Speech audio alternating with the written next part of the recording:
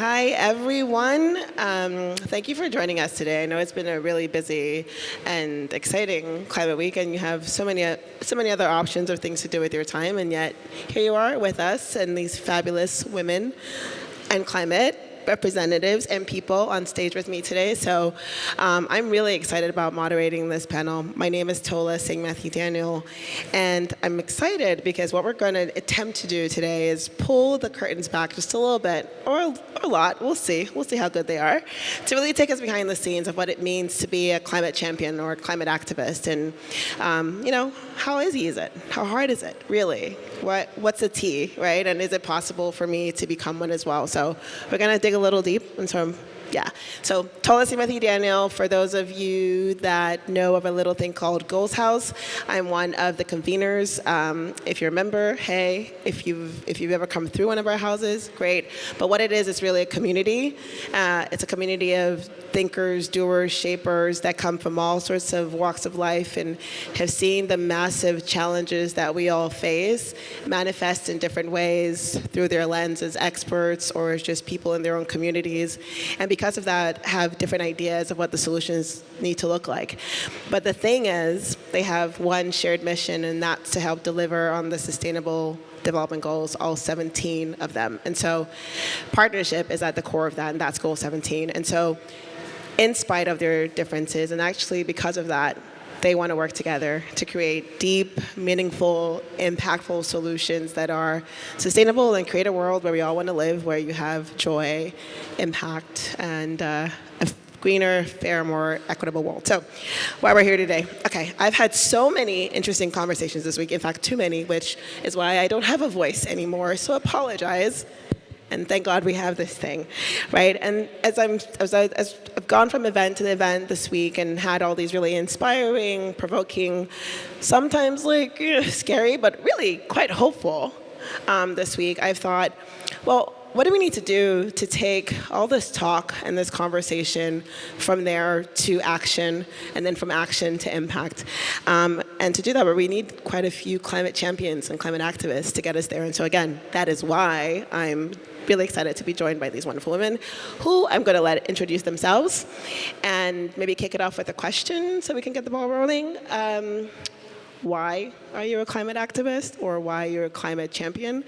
Who's your audience? And how'd you get into this thing? So maybe we'll start with Christy, because she's far over there, and Hi everyone, my name's Christy Drutman. I am the founder of Brown Girl Green, and I'm also the co-founder of Green Jobs Board. Check out the Green Jobs Pavilion that's happening down the hall all night that I'll be hosting. Super happy to be here. Green Jobs Board is a company focused on recruitment and bridging the skills gap in getting people into climate work, and Brown Girl Green is a multimedia company and platform focused on climate education that is entertaining, accessible, and empowers youth voices. Super happy to be here. I just want to say, nobody whooped for me or Goals House, so next time I do this, I'm looking at you. Okay, go ahead, Antares. Hi everyone, my name is Anne-Therese Janeri. I am the founder of The Climate Optimist and the author of The Climate Optimist Handbook. And what I'm so passionate about is helping people shift the narrative on climate change so we can act from courage and excitement, not fear. So I really nerd out on the psychology behind our actions and how to get people to wanna make change happen. And my audience varies a little bit. I'm mainly active on Instagram. I have a newsletter. But yeah, it's interesting to see who kind of resonates with this message. It's a mix of youth, but also older folks who are like, I want to feel like I matter too. So that's been a navigating journey for me to realize what my audience is. Do you see yourself as a climate champion or a climate activist, or both? Wait, what's the difference?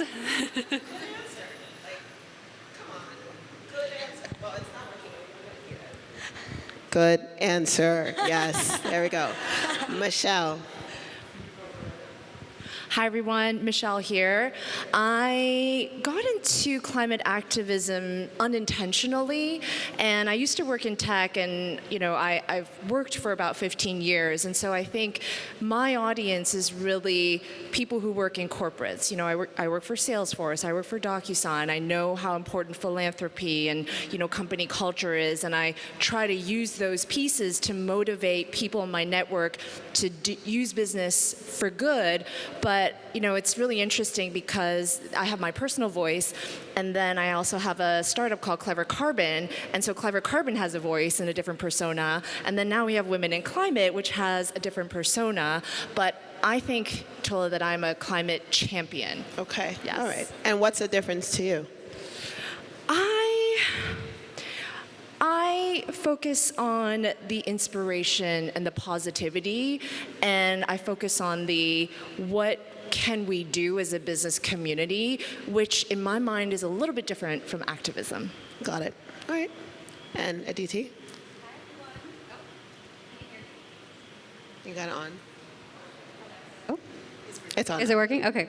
Hi, everyone. My name is Aditi Meyer, and I am a visual storyteller and climate activist champion. We'll get into it. That explores the intersections of style, sustainability, and social justice. I had my start in the sustainable fashion space 10 years ago when I learned about a factory collapse that happened in Bangladesh, and was kind of galvanized to look at this question of why the dominant fashion model had normalized violence as part of business as usual. So that led me on a journey of labor organizing, which led me on a journey of understanding the environmental impact of fashion. I have a background in journalism, so that translated into collecting stories of resistance in fashion, whether it was from garment workers to farmers. Last year, I spent a year in India, the motherland, documenting stories of resistance in India from the perspective of farmers and artisans. And so I would say where I'm at currently is addressing the beast of fast fashion, but also actively engaging in the work of solutions-oriented storytelling and reimagination of fashion. As far as how I identify myself, I think climate champion is not a term that I was using up until 2 seconds ago, but I do like that.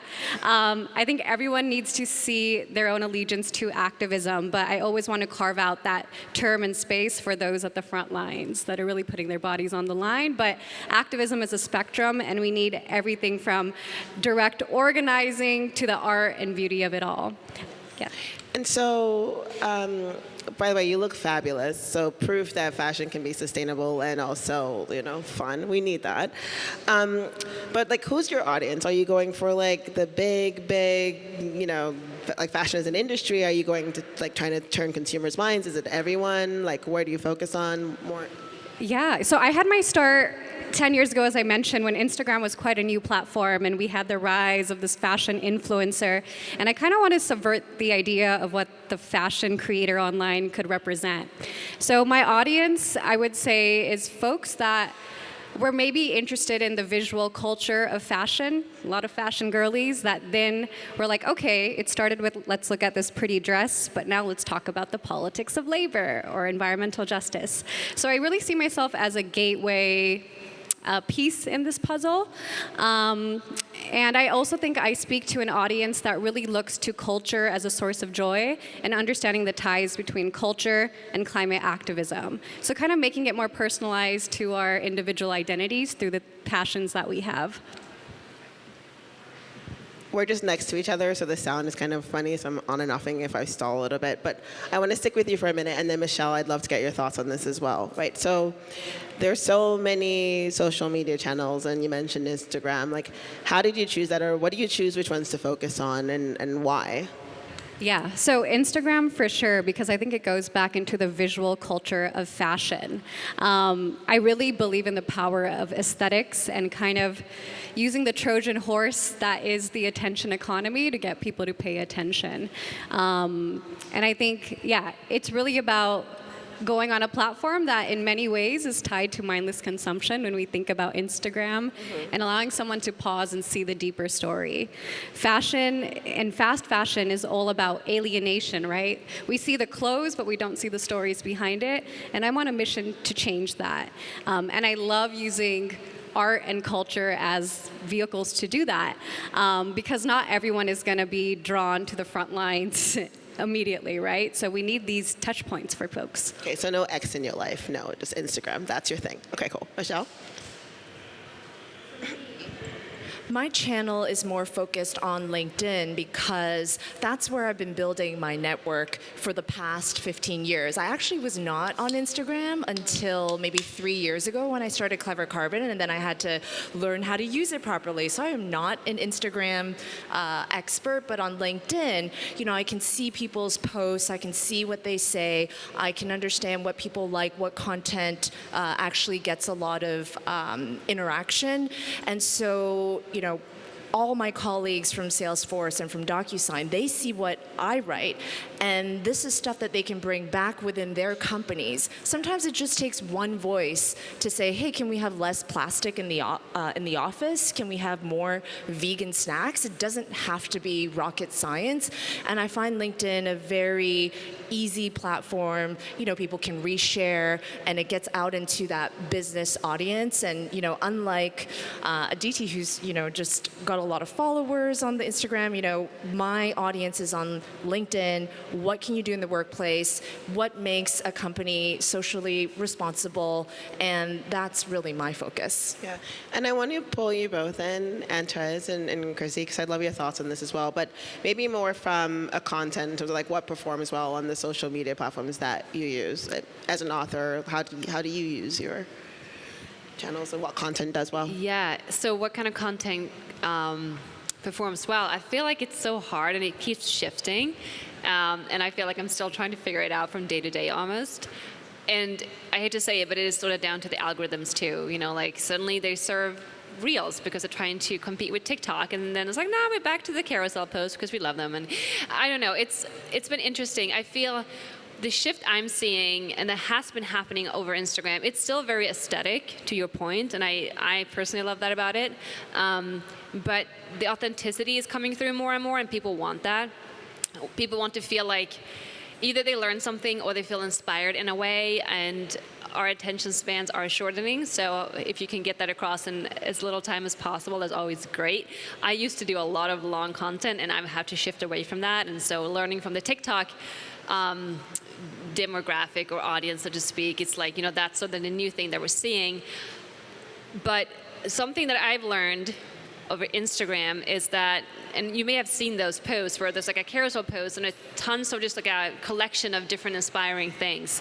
And that's what people share because something resonates with them. And so every now and then I do pop them in because it brings new eyeballs. Otherwise, it's just the same people that keep seeing the same content. And that is like, I'm already preaching to that choir, right? So I think the challenge is always how do we reach a new audience and more people and get more people involved in this work that we're doing. And so playing the game, so to speak, and seeing what works and what doesn't to help find those new eyeballs is something that I'm constantly working with.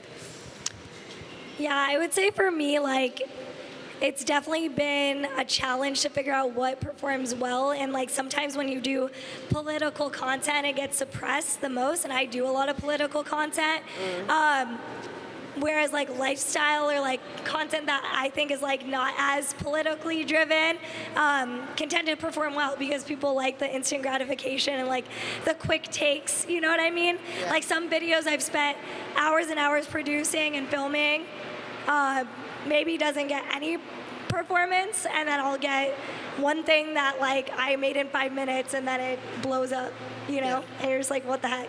So, And what about, so that's all about content that you're producing and what you're putting out and how you're seeing it perform, but, or some other people's fun. But what about from like a trend standpoint? Like, Antrez, you wrote a really interesting article, and I actually read it before I even knew I was ever going to do this panel in Vogue about the influencing. And I'm curious about, you know, do the trends live differently on these platforms? Like, does one jump over to the other? I'm a exennial, so I know how to use these things, but I feel like every day I'm still trying to figure out like what's now the right way to talk about the trends piece, and anyone can jump in if there are trends that you think are interesting as well. I'm not the best with trends because I don't spend a lot of time on these platforms, I hate to say it. So I know that trends matter. And maybe you can speak more to this, Christy. Especially on TikTok, I think is really trendy because it's like a trendy audio and you should use that and whatnot. The algorithms also differ. So you can post something on TikTok and then weeks later, suddenly like it starts getting new views. Same thing on LinkedIn, I feel. It's not as time sensitive in that way. I know that Instagram now, like if you have a carousel post, suddenly they start pushing the second image for a while, and so it gets like a second chance of getting eyeballs and all these different things.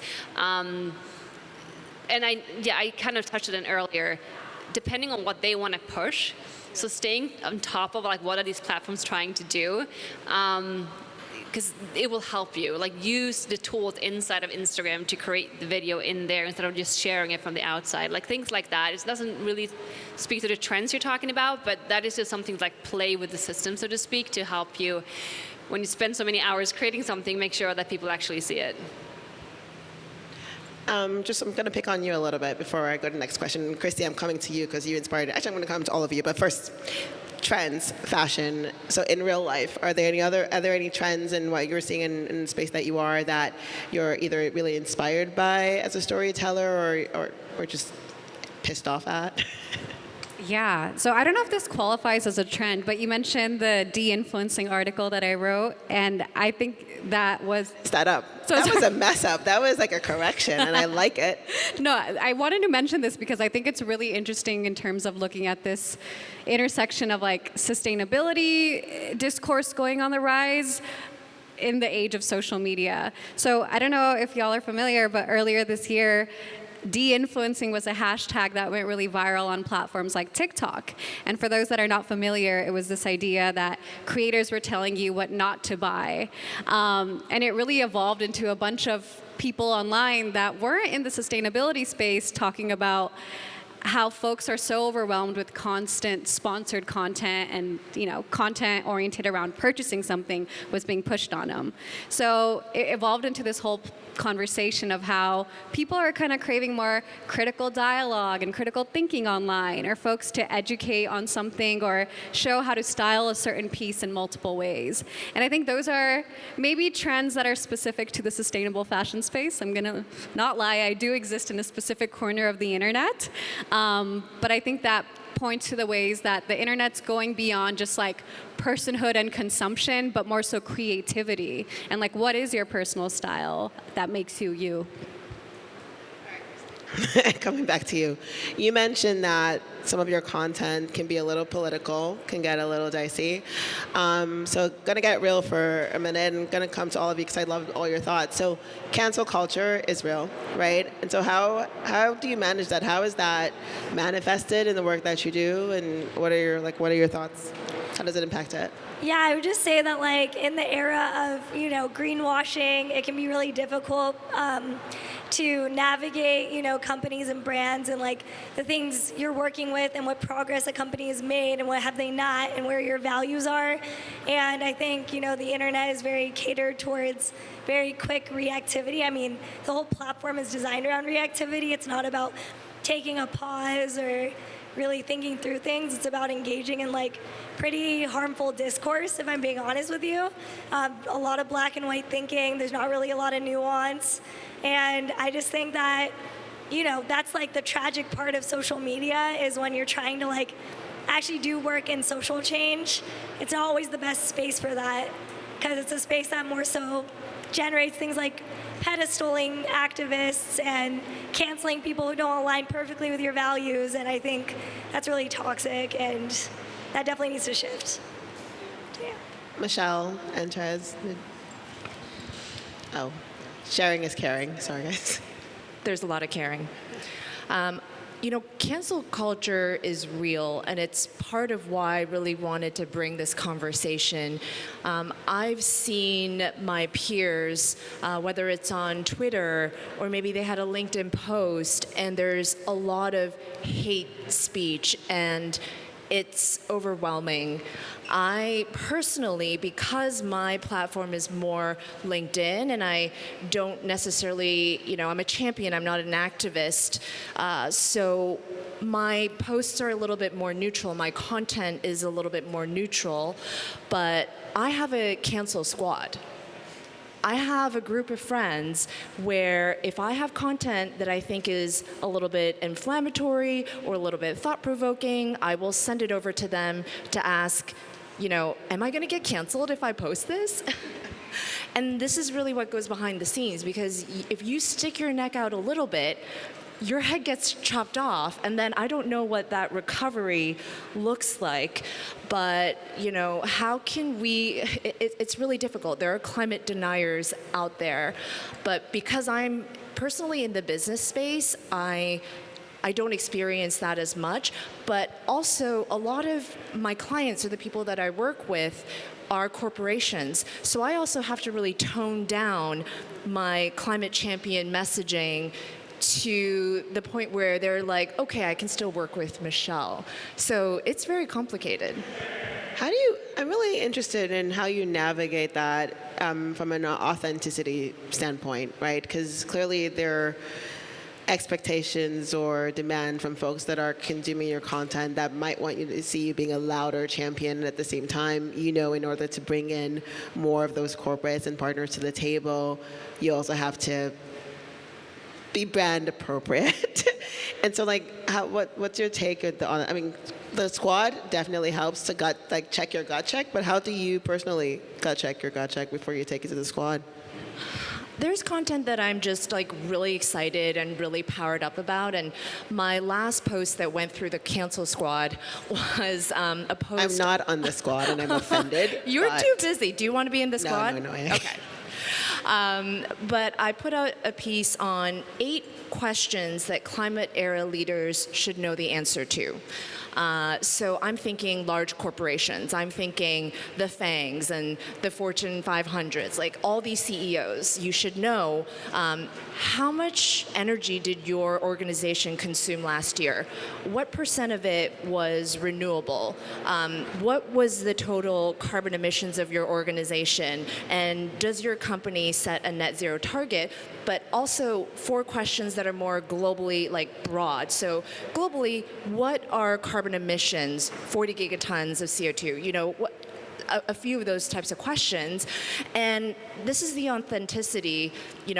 I put this out there, but we also had acceptable answers and unacceptable answers in the post. And being constructive. What I want is PR people within these organizations to send this to their bosses and be like, okay, let's sit down, make sure you know how to answer these questions. So I put it out there, but I want to be constructive. I don't want to point fingers and I don't want to shame. I want to give tools to help the leaders. Yeah, that's okay. We'll talk about the squad later, but I like it. Any thoughts from cancel culture from your end? Staying optimistic. Yeah, in the I have world a lot to say about this, but all right. I'm not going to keep it for too long.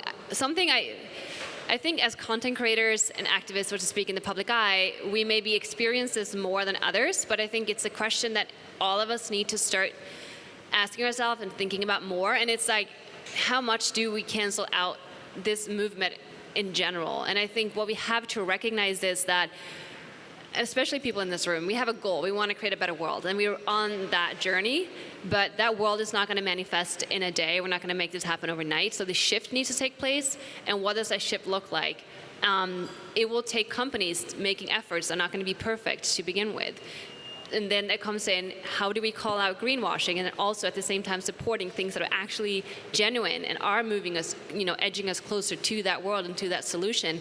And that space is going to continue to be messy. And I think for us as content creators, we want to show support to companies who are really doing the work and really trying.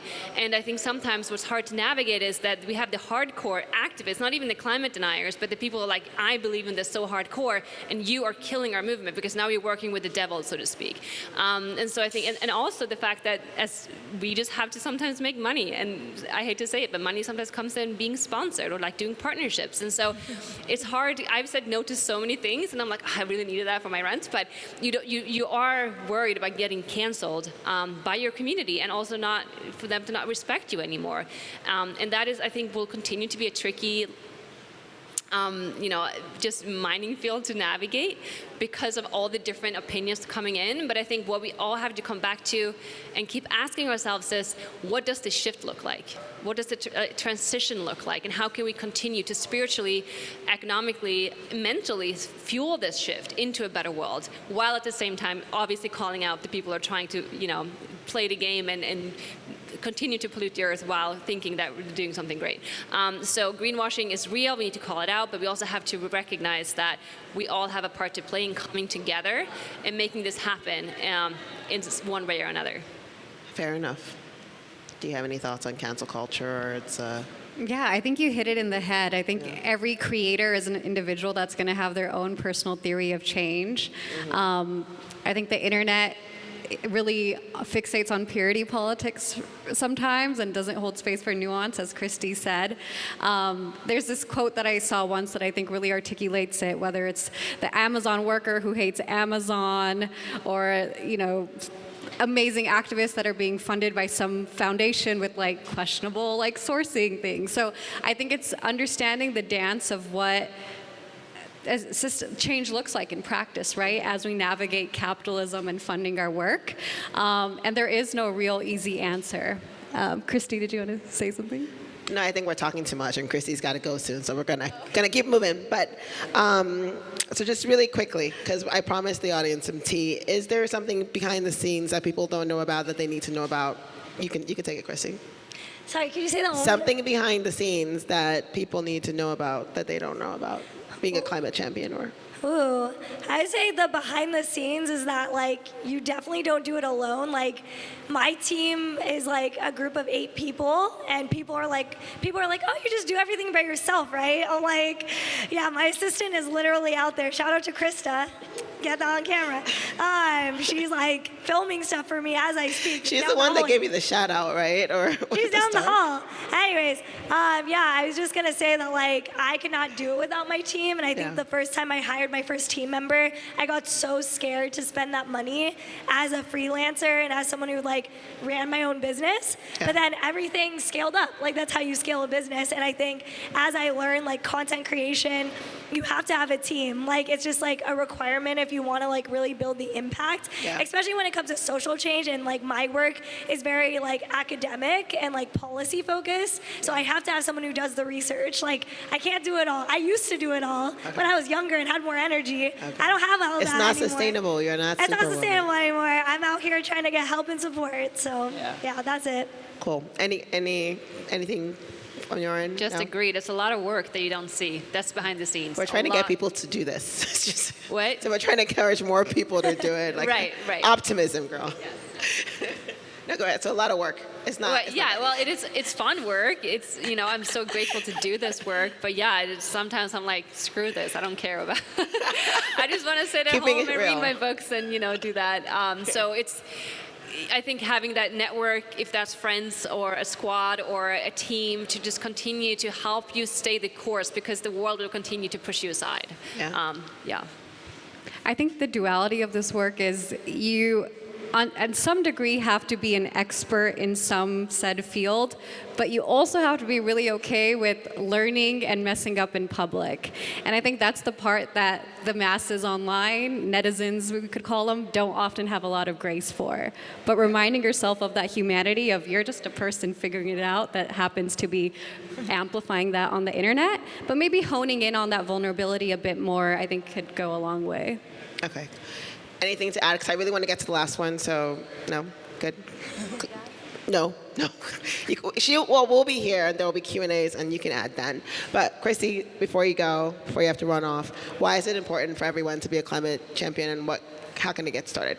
Real quick. Yeah, I think everyone has a role and a story in this work, and I think, not to plug Green Jobs Pavilion, but you can find a role coming down the hall in a few minutes. Anyways, everyone has a role to play. I would say that being a climate champion is about standing up and making even when your voice shakes, as they say. And I think one of those things is having bravery and courage and challenging, your community that there is a better future, there is a better way, and I think being that beacon of hope and light, even when it may feel impossible, you never know who's listening, you never know who's watching. It's going to leave an impact somewhere.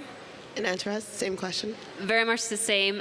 These are the times we're living through. This is the time to take action. We all have a part to play. Find what speaks to you and what ignites you, and do that with optimism and plant seeds, because like Christy just said, you never know who's going to hear you, see you, be inspired by what you do, and slowly but surely we are building a better world. I'm going to let you drop the mic on this one. So, Aditi, what are your thoughts? Yeah, I think we need climate action infiltrating every single space, whether it's fashion or whatever your passion point is. And so destroy the idea of whatever you think a climate activist looks like, and understand that we need to morph it in every single space. So that means all of you. Love it. And now? Don't do it for you. Do it for our planet Earth. Do it for all the things that don't have a voice to speak up for itself, whether it's a microbe, a plant, a bee. All of you have a voice. It doesn't happen overnight, right? Your following comes, and it doesn't matter if you don't have a following, you know? Once a month, put something in your calendar, write something, speak on behalf of those who cannot speak, or, share what you would like to see in this world. It's important, and you don't understand how important it is, but if you do it regularly, you might find some joy in it as well. I love that. So, just to finish up, so you can go. Just go. I'm kidding, but you can figure out. Thank Christy. But just round of applause.